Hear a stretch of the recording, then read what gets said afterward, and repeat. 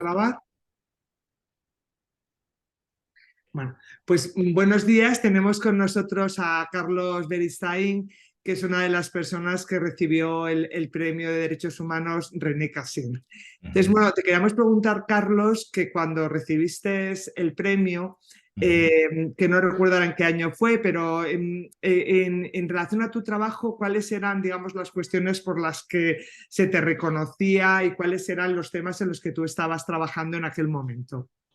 ¿Qué tal? Mucho gusto. Bueno, mira, en ese tiempo yo estaba trabajando en la Comisión de la Verdad de Colombia, ¿no? Era comisionado de esa Comisión de la Verdad, era el único comisionado extranjero, el resto eran comisionados y comisionadas colombianos.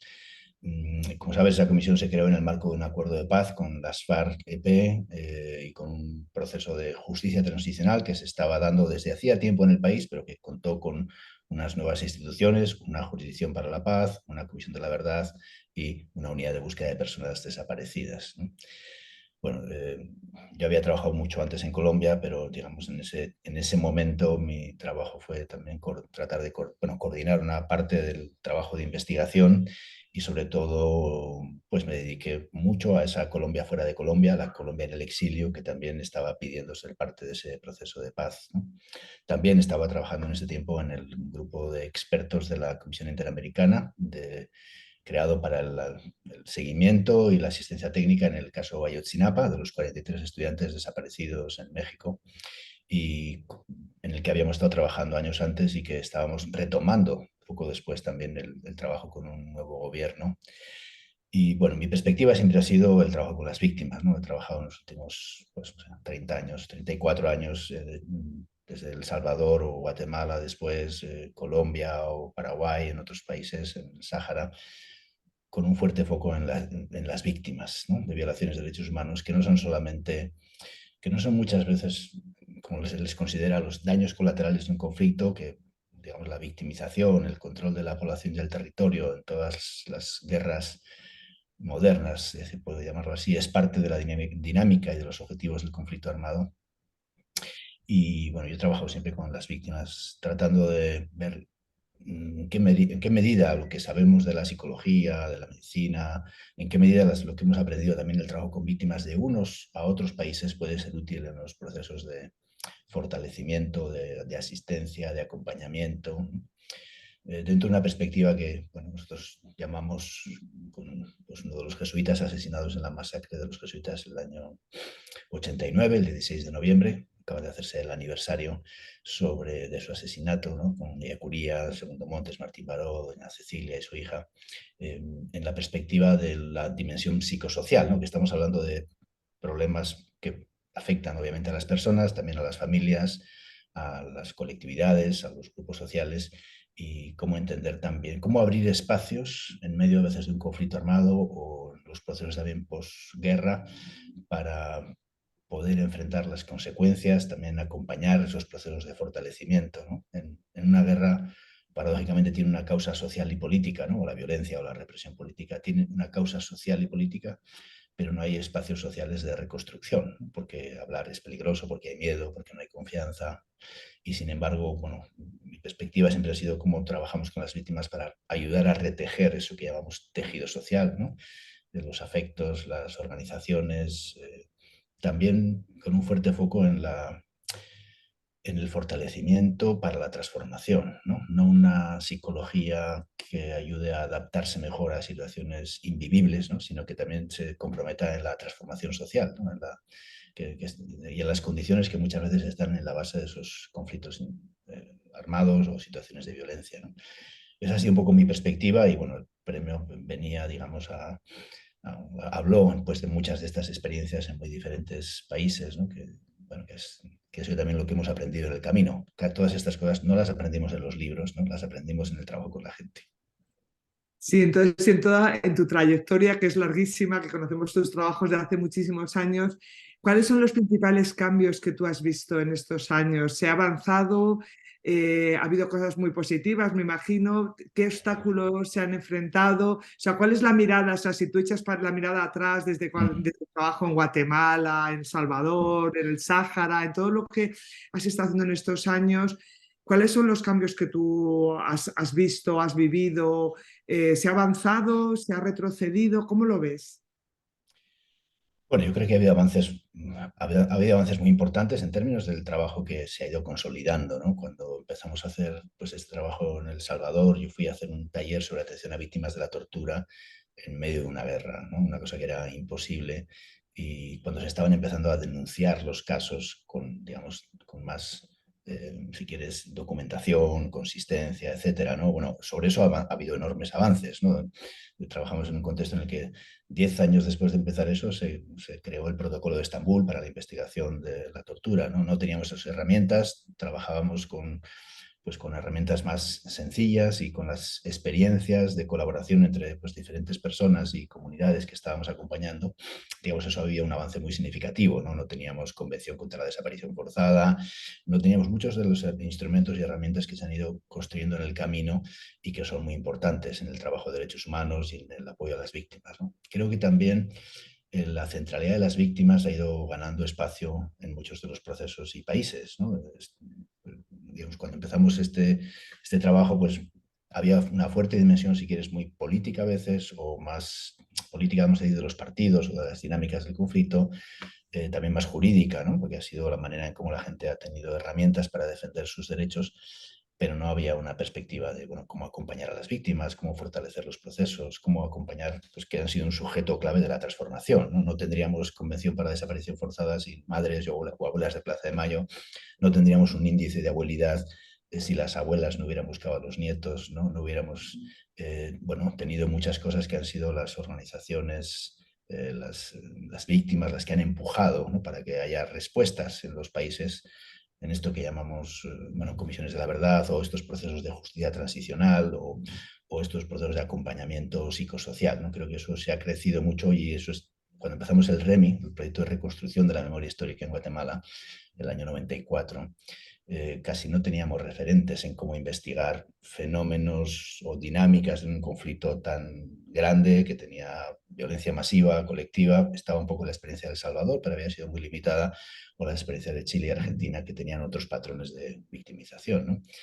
Ahí tuvimos que, digamos, desarrollar maneras de cómo investigar las masacres, ¿no? Cómo investigar también esto que generalmente en muchas de las investigaciones antes tampoco se preguntaba, ¿no? ¿Qué le pasa a la gente después? ¿No? Hay un fuerte foco, o ha habido un fuerte foco durante muchos años en los hechos, ¿no? En cuál es el tipo de hechos, las violaciones, etcétera, pero menos en qué le pasa a la gente, ¿no? Cuáles son las consecuencias, cuáles son las fracturas, las heridas sociales, ¿no? Los traumas que todo eso deja y también cómo enfrentarlos, ¿no? Cuáles son las experiencias también de resistencia de muchas comunidades en medio de esas situaciones. O sea, ese foco, vamos a decir, en las consecuencias, la resistencia, el sentido que la gente da a las cosas, lo que para la gente es importante en términos de prevención, ¿no? No solamente por parte de expertos que puedan tener una perspectiva jurídica, también desde la perspectiva de las víctimas.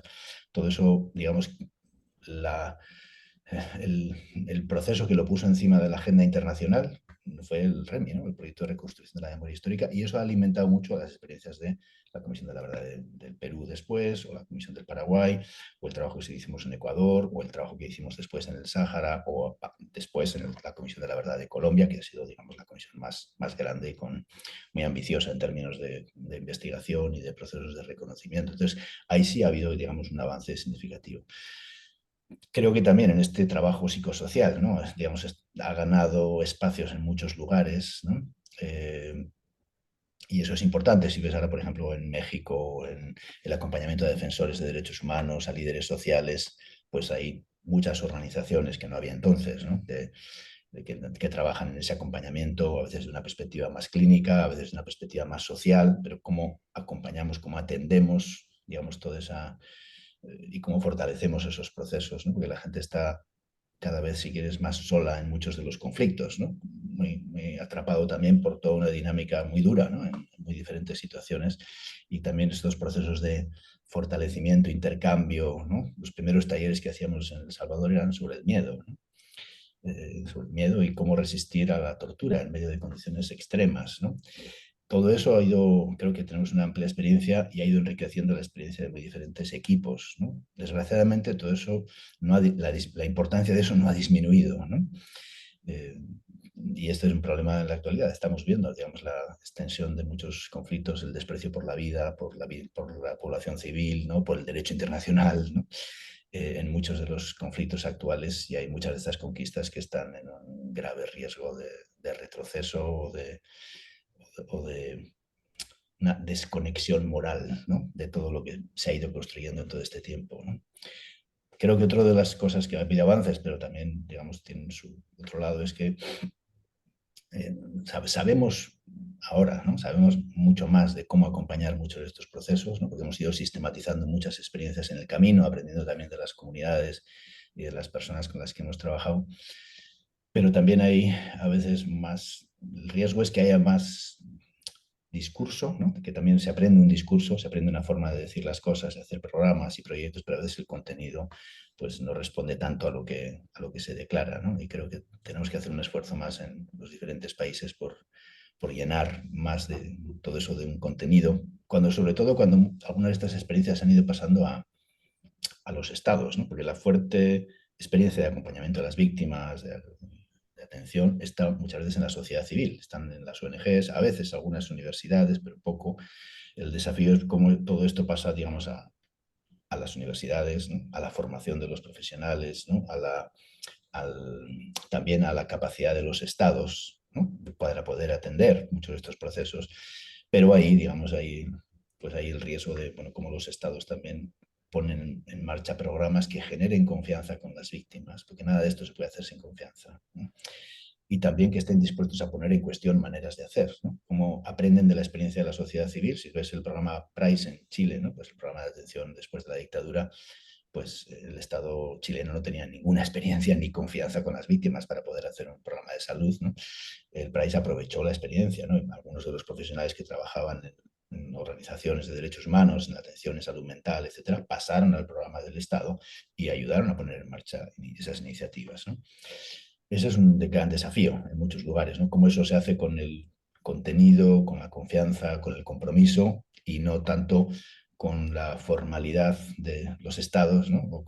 Porque hay muchos en los cuales se han ido avanzando en algunas de estas cuestiones, pero ahí el desafío es que no se queden en la formalidad, ¿no? De que eso se pone en marcha, sino que mantengan, digamos, y desarrollen un trabajo muy al lado, ¿no? Yo siempre he entendido esta dimensión psicosocial, ¿no? Del trabajo como un trabajo al lado de la gente, ¿no? Una metodología de trabajo al lado de la gente, ¿no? No detrás de una mesa, no, digamos, de un proceso más de arriba abajo. Hay que entender muchos de los desafíos a lo que la gente se enfrenta, ¿no? Que no son problemas intrapsíquicos, ¿no? Que tiene una dimensión psíquica, obviamente, y personal, pero tiene una dimensión social también, ¿no? Y entender esa dimensión social es psicosocial, es fundamental para poder acompañar, digamos, a las víctimas y también fortalecer los procesos organizativos, ¿no? Porque otra cosa que hemos visto en los últimos tiempos, ¿no? Es decir, cuando se han ido creando no solamente ya organizaciones de derechos humanos, sino también pues, liderazgos sociales, organizaciones de víctimas, ¿no? Que han ido empujando, digamos, esa agenda en diferentes contextos o países, también los ataques a estas organizaciones han sido mayores, ¿no? Y pues nos ha tocado hacer también una buena parte de ese trabajo tiene una dimensión colectiva, ¿no? En el contexto de la guerra en Colombia, por ejemplo, durante muchos años, pues nos tocó acompañar a las organizaciones de derechos humanos que tenían que enfrentar las amenazas, que estaban matando a muchos de esos líderes, a agentes de pastoral social, porque en algunos lugares solo la pastoral social se había quedado en lugares más duros, ¿no? De cómo acompañamos a comunidades afectadas por una masacre. Todo eso lleva también a una dimensión más colectiva, ¿no? Que es también un gran aprendizaje, ¿no? Para quienes venimos de procesos en los que a veces la psicología, por ejemplo, es muy occidental, ¿no? O es muy individual, ¿no?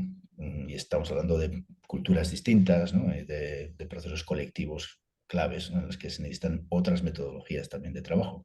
Eso ha habido avances muy significativos, pero la cuestión es, bueno, cómo se consolidan, cómo se tiene una perspectiva más de fortalecimiento a medio plazo de estas iniciativas y no solamente como una respuesta de emergencia. Cuando los focos informativos se apagan en un conflicto, todos estos problemas no dejan de existir, ¿no? Al contrario, ¿no? Hay este dicho en español, por lo menos de este lado, de ese otro lado del mundo, el tiempo lo cura todo. Sabemos que el tiempo no lo cura todo, ¿no? El tiempo a veces consolida las heridas, las fracturas, genera procesos crónicos muy duros, ¿no? El tiempo a veces ayuda a poner en marcha mecanismos para enfrentar las cosas, pero se necesita una práctica activa de acompañamiento y de acción que ayude a enfrentar muchos de esos impactos, ¿no?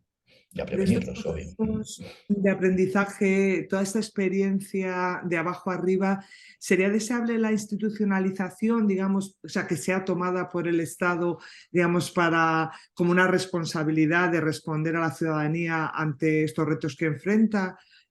¿O piensas que debe seguir manteniéndose de abajo arriba y el Estado simplemente, bueno, apoya pero no es protagonista?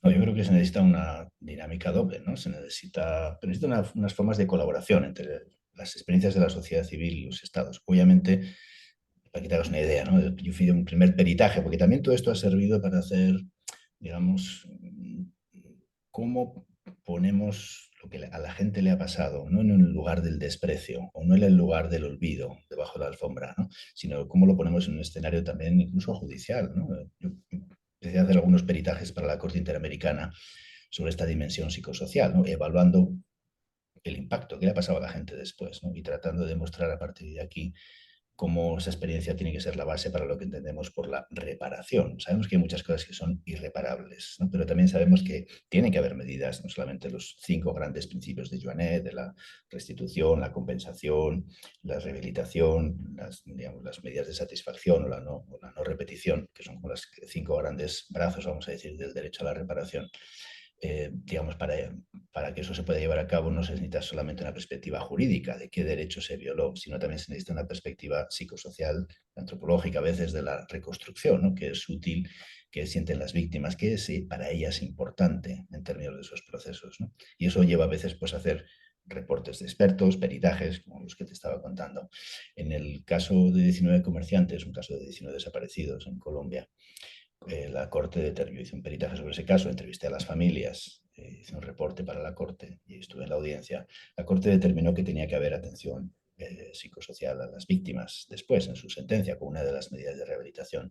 La primera respuesta del Estado en ese tiempo, estamos hablando del año 2006, no recuerdo bien, fue enviarles al psiquiátrico de Bucaramanga, ¿no?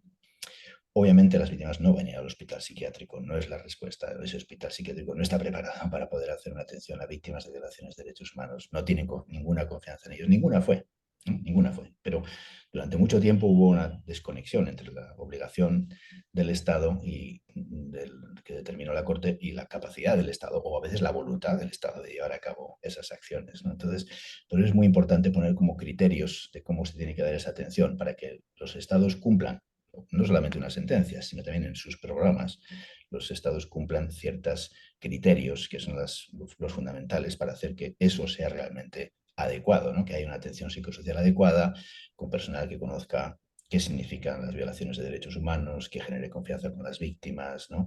Que no esté condicionado a que hoy tenemos plata para hacer 3 talleres y después vemos si el año que viene hacemos algo o no hacemos nada. Sé que hay una necesidad de continuidad de la atención, de los focos pues en las propias experiencias o situaciones que la gente determine, cosas que son distintas a otros procesos, ¿no? Y entonces, pero eso sí deben ser criterios para que las políticas de los estados respondan a esos estándares y no respondan a lo que ya los estados hacen habitualmente, porque esas respuestas no están adecuadas a la gente. Y para eso, la colaboración con la sociedad civil y con las personas profesionales o criterios me parece que es determinante, ¿no? Porque eso es lo que puede hacer también que haya una continuidad de las políticas, ¿no? Que no dependa solamente a veces de pequeñas organizaciones que no van a poder llegar a toda la gente, y también que ayude a transformar, digamos, las dinámicas de los estados, ¿no? Que para mí la reparación, ¿no? Entendida no solamente son un conjunto de medidas de ese tipo para las víctimas, también es un cambio de relación de los estados con las víctimas, ¿no? De una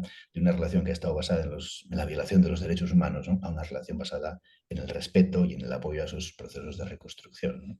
Creo que hemos aprendido mucho en ese camino, pero hay sabemos ya cómo hacer las cosas, eso no significa que las cosas se hagan bien, ¿no? Creo que hay que hacer un proceso mucho más seguido, porque hay conocidos, si bien por ejemplo en el caso de México, ¿no? Hubo muchos años de formación de Physicians for Human Rights, una organización de Estados Unidos a los médicos y personal de salud de la PGR en su momento, ¿no? De la Procuraduría General de la Nación, eh, sobre el protocolo de Estambul, ¿no? Y cómo usar esas medidas en términos de la documentación de los casos de tortura, etcétera.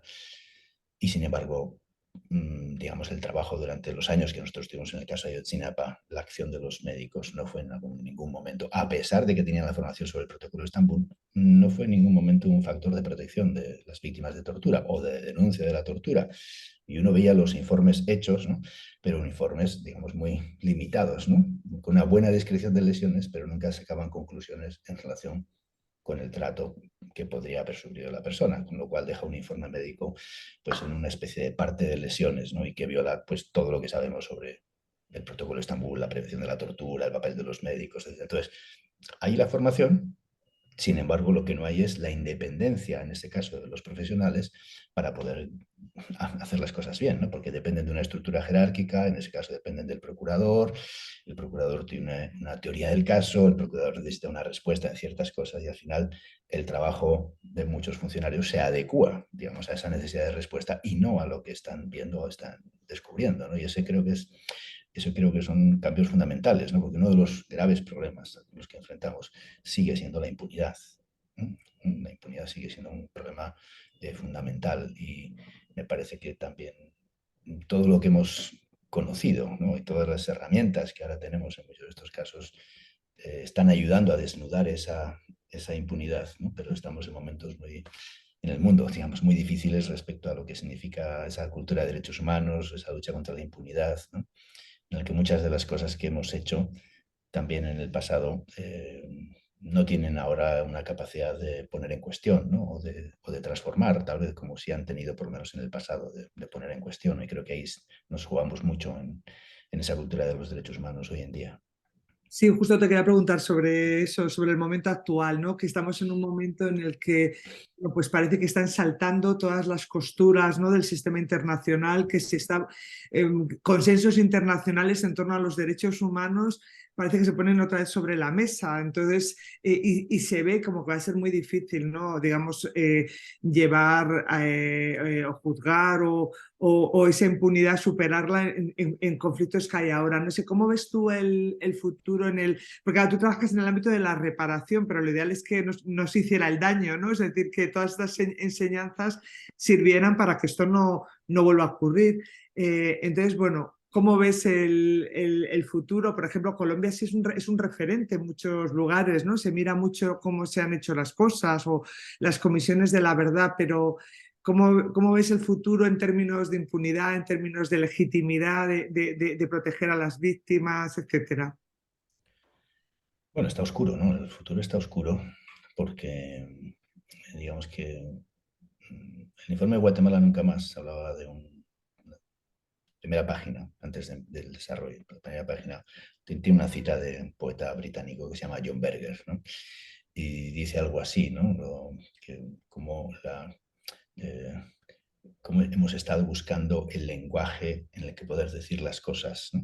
¿Qué lenguaje tenemos para poder decir las cosas? No solamente para ponerles un nombre, ¿no? Sino también para convocar, para generar la conciencia de lo intolerable y que eso intolerable convoque a la acción. Esto es lo que se juega hoy en día, ¿no?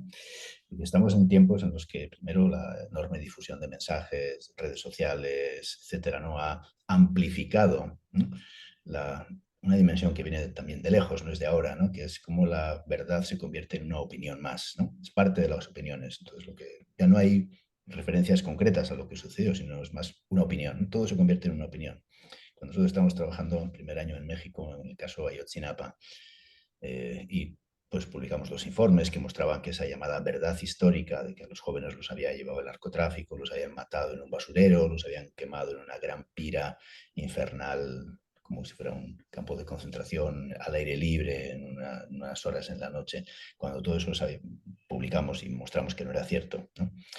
El, muchos de quienes se oponían, ¿no? Y muchos partidarios, vamos a decir, del gobierno, medios de comunicación, obviamente opinadores, muchos nos decían, bueno, ustedes opinan que el, el basurero de Cocula no fue. Digo, no, nosotros no opinamos, ¿no? Nosotros hemos hecho un estudio forense con peritajes sobre fuego de una persona que hizo parte de los peritajes del caso de las Torres Gemelas, con una enorme experiencia internacional que muestra que el equipo argentino de antropología forense hizo un estudio que demuestra que no estamos opinando, ¿no? Pero quien quiere desviar, perdón, la atención sobre muchas de estas cosas, trata de convertir las verdades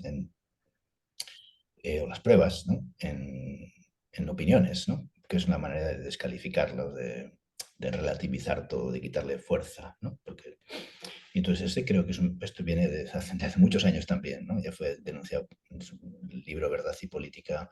Hannah Arendt habla un poco de estas cosas con el caso de la información que había sobre la guerra de Vietnam y los papeles de McNamara, ¿no?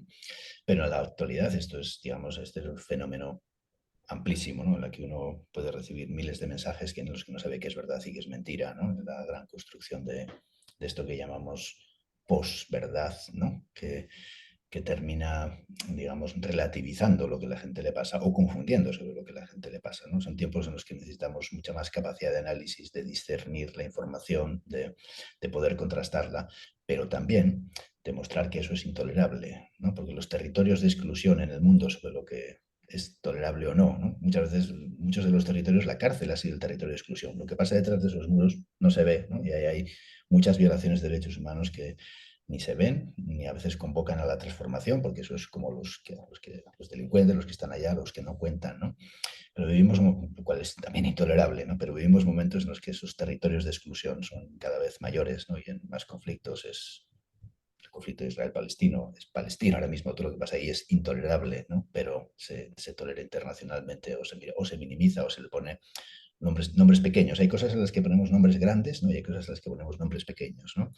Y esas representaciones de la realidad son representaciones que tienden a consolidar un estado de cosas, ¿no? No son cosas que vienen, tú decías, pensando en la reparación como algo que viene después, no, esas cosas terminan rompiendo los consensos básicos, ¿no? De esto que llamamos humanidad, un sentido de humanidad compartida, ¿no? Lo que dice la Declaración Universal de los Derechos Humanos, que sabemos que es un proyecto inconcluso y un proyecto para pelear todos los días, ¿no? Pero le quitan el valor a esa pelea, ¿no? O lo convierten en algo que no cuenta, o que no cuenta para ciertas personas, o que no cuenta para ciertos colectivos, ¿no? Entonces, cuenta para algunos sí, pero para otros no, ¿no?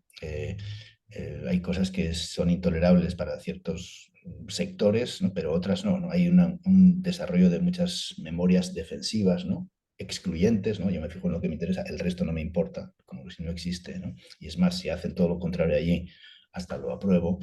Hay un uso social del enojo muy duro, ¿no?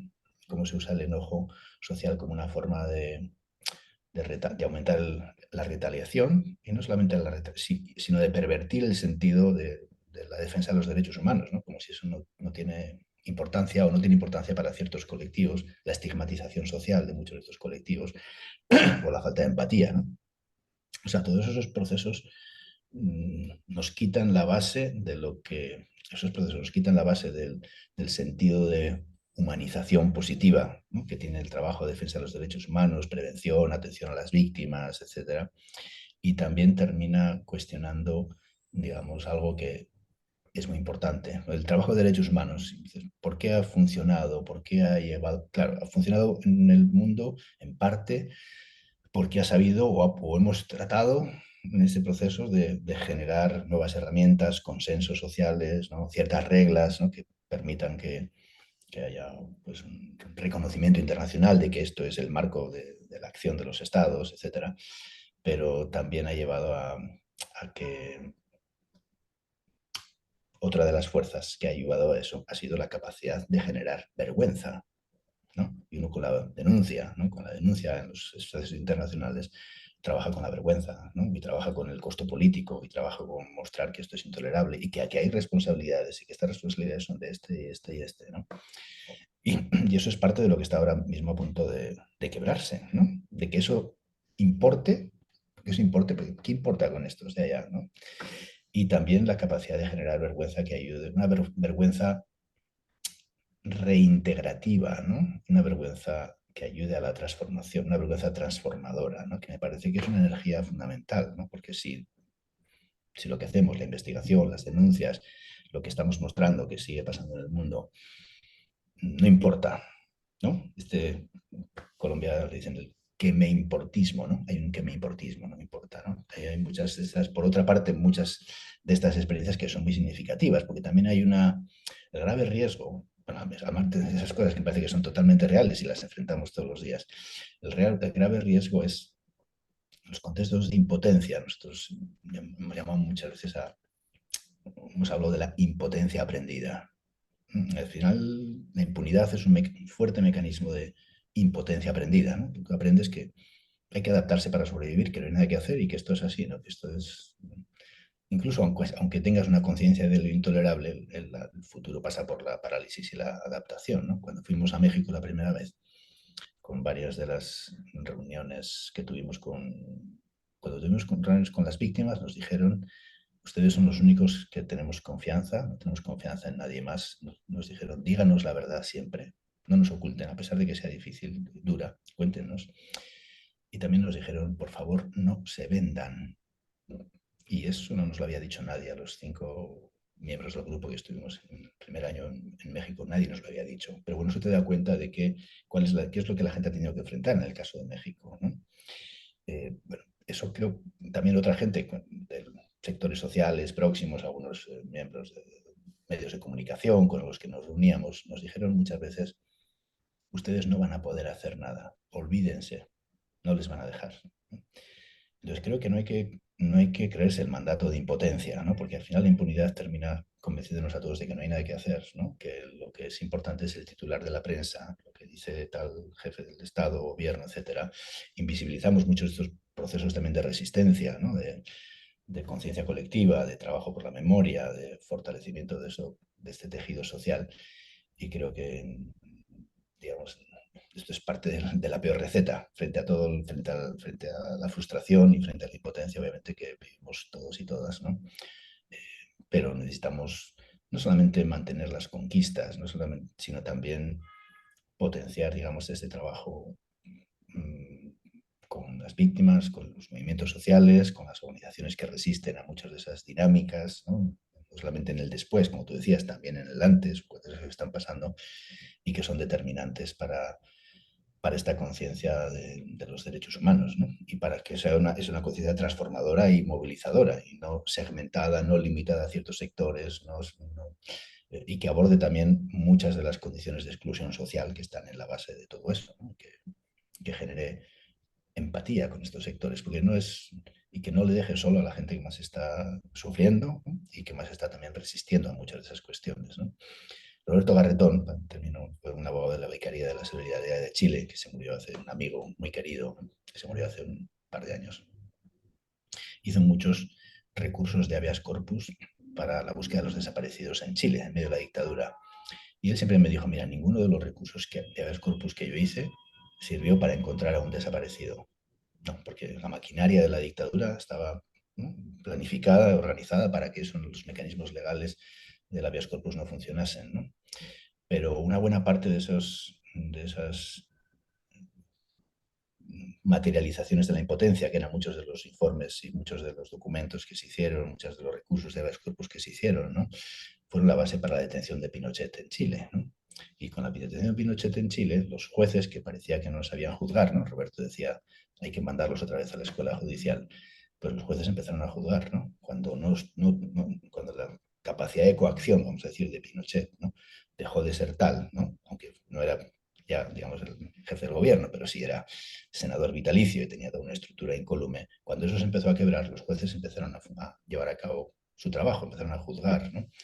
Bueno, creo que eso es muy importante para que cómo se deconstruyen estos mecanismos de impunidad en el mundo. Si todo esto se sigue dando en gran parte del mundo, ¿no?, y si esta cultura de derechos humanos ahora mismo está, no la cultura, sino los mecanismos internacionales y todo ello, está en un momento no de crisis, porque los mecanismos siguen siendo importantes, pero en términos políticos sí está en un momento tal.